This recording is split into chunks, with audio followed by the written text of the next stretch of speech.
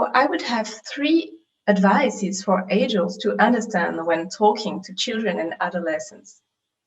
So the first advice is allow yourself to talk. Parents, teachers need to know that it's okay to talk about important issues such as climate change. Many parents are reluctant to do so for fear of worrying their children. But history has shown us that in order to enable new generation avoid repeating tragedies, we need to talk to them about difficult truths.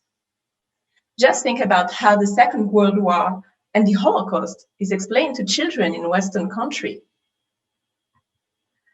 Actually, difficult truths may awaken sadness, fear, and anger, but these emotions are healthy and legitimate.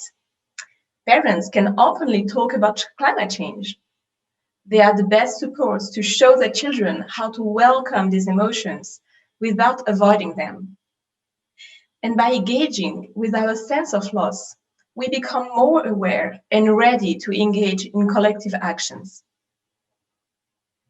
So that is my first advice. The second advice is make things concrete for children. What do we need to know about children? We need to know that before the age of 12 or 13, children do not have abstract thoughts.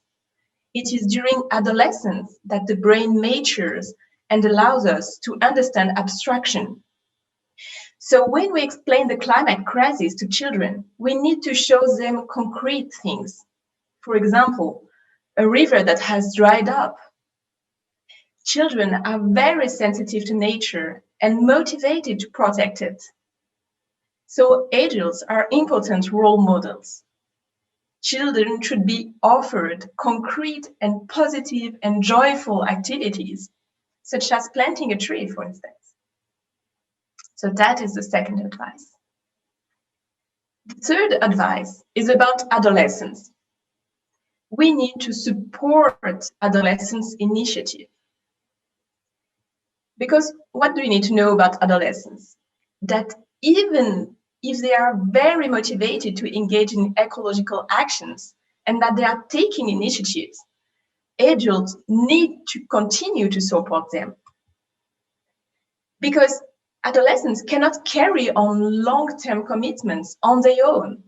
They have other things to do. They have to go at school, they have to prepare for the world or for having a job. So they have plenty of things to do. If adults do not support their initiatives, they will feel neglected. So what is being neglected? In psychology, it is said that there are 2 ways for an adult to neglect a child: the obvious neglect and the hidden neglect.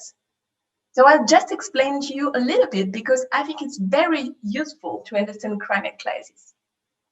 So the obvious neglect is to belittle the child, to overlook what he says, to dismiss his opinion, and say that he is not capable of anything. But the hidden neglect is very interesting also. The hidden neglect is to idealize the child, to say that he's so gifted that he will solve all the problems alone. Oh, don't worry, everything is perfect. You know, in both cases, the adult is not involved in supporting and accompanying the child. So regarding the climate crisis, adults and even the media often overlook the needs of adolescents. They neglect them. The obvious neglect in climate crisis occurs when teenagers' ecological actions are not taken seriously. Their views are dismissed. Teenagers are accused of easily shifting their views, their interests from climate change to the newest smartphones. You know, like our teenagers change their mind all the time. It's something that we can hear. So that is an obvious neglect. And what is the hidden neglect? The hidden neglect occurs when young activists are described as heroes who will finally save the planet just by themselves. Look, the new generation arrived. Everything is going to be okay. But what does this tell us? In both cases, adults do not take responsibility. They either blame the younger ones for their limitations, or they see themselves as saviors. By doing so, agers forget that their duty is to provide space, listening, and guidance to the youngest ones, as well as to set an example by their own behavior, and to give teenagers concrete tools to carry out their ecological commitments. So first, we have to be aware that vulnerable populations are very interested in climate change. One common idea was to think that it's a first world problem, and that if you are, worried about food or education or your family's future, then the planet's future is not important for you. So we know research told us that this is not true, actually. If you ask to those vulnerable people, like ethnic minorities or lower income people, they are even more worried about climate change than the other ones. Why? Because they know that they will not be prioritized, probably, when decisions has to be made.